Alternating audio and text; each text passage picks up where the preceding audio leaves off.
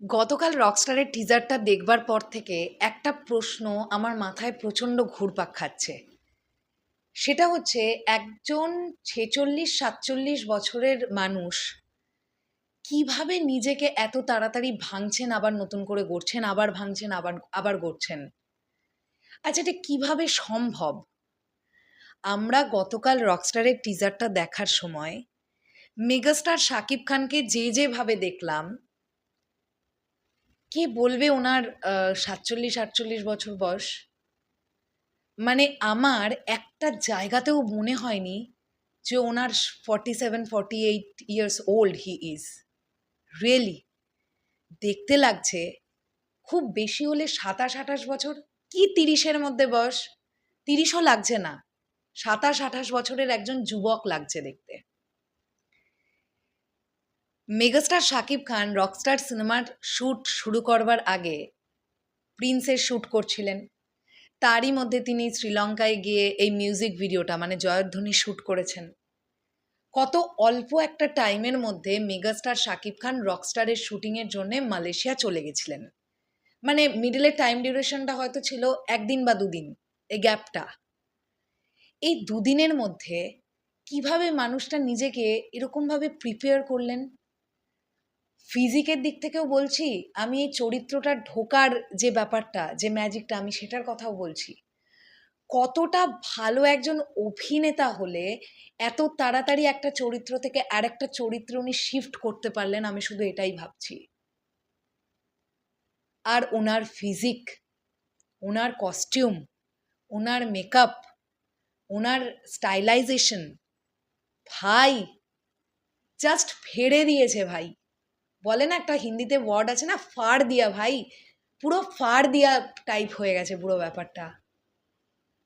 এই রহস্য আমরা কোনোদিনই উদ্ঘাটন করতে পারবো না, কিভাবে উনি নিজেকে এইভাবে ভাঙেন এত তাড়াতাড়ি।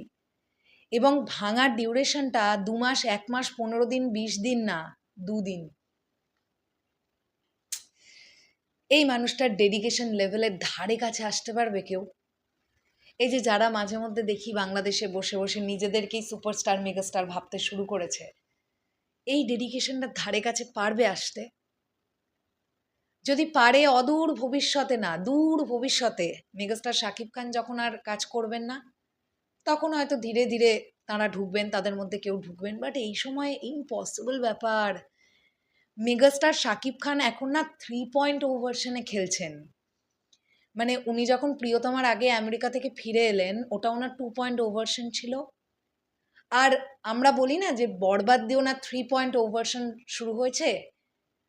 আমার কোথাও গিয়ে এটা মনে হয় বরবাদের রেকর্ড ফিকর্ড সব ভেঙে চুরে বেরিয়ে যাবে রকস্টার।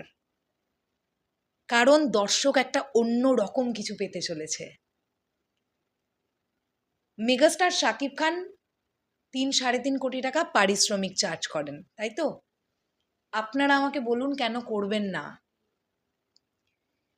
টিজারটা দেখে আমরা ফিল করতে পারিনি গোটা ছবিটাতেই মানুষটা কীরকম পারফরমেন্স দিতে পারেন? যে মানুষটা কোনোদিন এর আগে রকস্টারের ক্যারেক্টার প্লে করেননি, তিনি এইরকম নিখুঁতভাবে পিয়ানো প্লে করে গান গাইছেন। তিনি এরকম নিখুঁতভাবে একদম একজন রকস্টারের মতন হাতে গিটার নিয়ে ফুল অফ সোয়াগে স্টেজে কনসার্ট করছেন।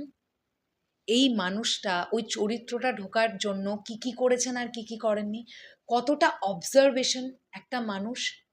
মাঝে ডিউরেশন মাত্র 2 দিন, ফিজিকে চেঞ্জেস, বডি ল্যাঙ্গুয়েজে চেঞ্জেস, চরিত্রটার মধ্যে ঢুকে গেলেন, একদম অন্যরকম লাগছে ভাই।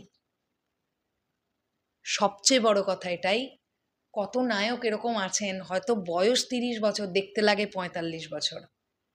আমাদের মেগাস্টার শাকিব খানের আসলেই বয়স 47-48 বছর, ওনাকে দেখতে লাগছে 27-28 বছরের মতন। কি মেনটেন! এমনি এমনি হয় না ভাই, এমনি এমনি হয় না। যারা সমালোচনা করে এই মানুষটাকে নিয়ে, তারা একবার রকস্টারের টিজারটা দেখে আসুক। প্রতিটা ফ্রেমে ওই মানুষটাকে দেখে আসুক। একটা ফ্রেম থেকে আরেকটা ফ্রেমে ওনার পারফরমেন্স আলাদা, প্রতিটা ফ্রেমে উনি আলাদা, প্রতিটা ফ্রেমে ওনার ফেসিয়াল এক্সপ্রেশন আলাদা। কিভাবে, কতটা ভালো একজন অভিনেতা হলে এটা সম্ভব হয়? এই ভিডিওটা শুধুমাত্র আমাদের প্রাণপ্রিয় মেগাস্টারকে কেন্দ্র করেই আমি বানালাম। আমার মনে হলো এটা নিয়ে কথা বলা উচিত। তোমাদের কি বক্তব্য কমেন্ট সেকশনে জানিও। চলো, টাটা।